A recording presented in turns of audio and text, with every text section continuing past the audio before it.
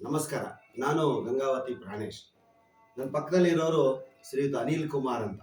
ಇವರು ದಾವಣಗೆರೆಯ ಮೋನಿಕಾ ಗಿಫ್ಟ್ ಸೆಂಟರ್ನ ಮಾಲೀಕರು ಹೌದು, ಅಲ್ಲಿ ಕೆಲಸಗಾರರು ಇವರೇ ಹೌದು. ಸ್ವಯಂ ಮಾಡ್ತಾ ಮೋನಿಕಾ ಗಿಫ್ಟ್ ಸೆಂಟರ್ ನಡೆಸ್ತಾರೆ.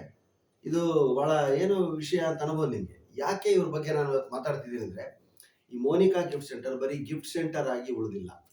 ಇವರು ಕರ್ನಾಟಕದ ಪ್ರತಿಭಾನ್ವಿತರ ಯಾರೇ ಇರಲಿ, ಕಲಾವಿದ, ಸಾಹಿತಿ, ಕವಿ, ಕನ್ನಡ ಸೇವಕರು, ರಕ್ಷಣಾ ವೇದಿಕೆಯವರಿರ್ಬೋದು ಅಥವಾ ಕನ್ನಡ ಕಾರ್ಯಕ್ರಮ ಜಾಸ್ತಿ ಮಾಡೋರಿರ್ಬೋದು, ಅವರು ಒಂಚೂರು ಸಮಾಜದಲ್ಲಿ ಹೆಸರು ಮಾಡಿದ್ರೆ ಅಂತ ಗೊತ್ತಾದರೆ ಸಾಕು, ಅವರ ಬರ್ತ್ಡೇನ ಅವ್ರಿಗೇ ಜ್ಞಾಪಕ ಇರಲ್ಲ, ನಮ್ಮ ಬರ್ತ್ಡೇ ಇವತ್ತು ಅಂತ ಅವರು ಜ್ಞಾಪಕದಲ್ಲಿ ಇಟ್ಕೊಂಡು ಅವ್ರ ಬರ್ತ್ಡೇನ ತಮ್ಮ ಅಂಗಡಿಯಲ್ಲಿ ಎಲ್ಲ ಸ್ನೇಹಿತರನ್ನ ಸೇರಿಸಿ ಕೇಕ್ ಕಟ್ ಮಾಡೋದ್ರ ಮೂಲಕ ಅವ್ರಿಗೆ ಶುಭಾಶಯಗಳು ಹೇಳೋದ್ರ ಮೂಲಕ ಆಚರಿಸ್ತಾರೆ.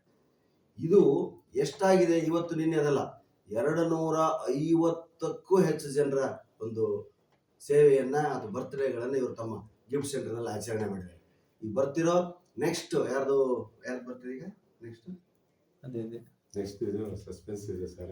ಸಸ್ಪೆನ್ಸ್ ಇದೆ ಅದು 250ನೇದಾಗುತ್ತೆ. ಅಂದ್ರೆ ಒಬ್ಬ ವ್ಯಕ್ತಿಗೆ ಕಲಾಭಿಮಾನ, ನಾವು ಚೆನ್ನಾಗಿದೆ, ತುಂಬಾ ಸೂಪರ್ ಆಗಿದೆ ಅಂತ ಬಾಯಲ್ಲಿ ಹೇಳ್ತೀವಿ, ಆದರೆ ಈ ವ್ಯಕ್ತಿ ಅವ್ರನ್ನ ಯಾವತ್ತಾದ್ರೂ ಒಂದ್ಸಾರಿ ತಮ್ಮ ದಾವಣಗೆರೆಗೆ ಬಂದ್ರು ಅಂದ್ರೆ ಕರೆಸ್ಕೊಂಡು ತಮ್ಮ ಅಂಗಡಿಯಲ್ಲಿ ಸ್ನೇಹಿತರ ಜೊತೆ ಕೂಡ ಸನ್ಮಾನ ಮಾಡ್ತಾರೆ.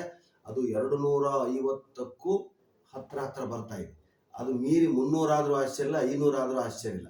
ಯಾವುದೇ ಒಬ್ಬ ಕಲಾವಿದ ಇವ್ರಿಗೆ ಭೇಟಿಯಾದ ಅನಿಲ್ ಕುಮಾರ್ಗೆ ಅಂದ್ರೆ ಅವ್ರು ಇಮ್ಮಿಡಿಯೇಟ್ ಆ ವ್ಯಕ್ತಿಯ ಫಸ್ಟ್ ಕೇಳೋದು ಆಟೋಗ್ರಾಫ್ ಅಲ್ಲ, ಅವ್ರ ಡೇಟ್ ಆಫ್ ಬರ್ತ್ ಅದನ್ನು ಬರ್ಕೊಂಡು ಅವ್ರಿಗೂ ಜ್ಞಾಪಕ ಇರಲ್ಲ, ಅದನ್ನು ಆಚರಣೆ ಮಾಡ್ತಾರೆ, ಸ್ನೇಹಿತರ ಜೊತೆ ಹಂಚ್ಕೋತಾರೆ, ಅವರ ಕಲೆ ಕಲಾವಿದರು ಬೆಳೀಲಿ ಅಂತ ಹರಸ್ತಾರೆ.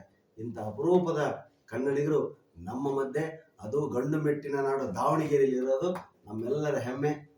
ನೀವು ದಾವಣಗೆರೆ ಭೇಟಿ ಕೊಟ್ಟರೆ, ದಾವಣಗೆರೆ ಬಂದರೆ ಒಂದು ಸಾರಿ ಮೋನಿಕಾ ಗಿಫ್ಟ್ ಸೆಂಟರ್ನ ಅನಿಲ್ ಕುಮಾರ್ ಅವರನ್ನ ಭೇಟಿ ಆಗಲೇಬೇಕು, ಇವರ ಶ್ರಮ ಶ್ರದ್ಧೆಗಳನ್ನ ತಿಳ್ಕೊಳ್ಳೇಬೇಕು. ನಮಸ್ಕಾರ. Thank you.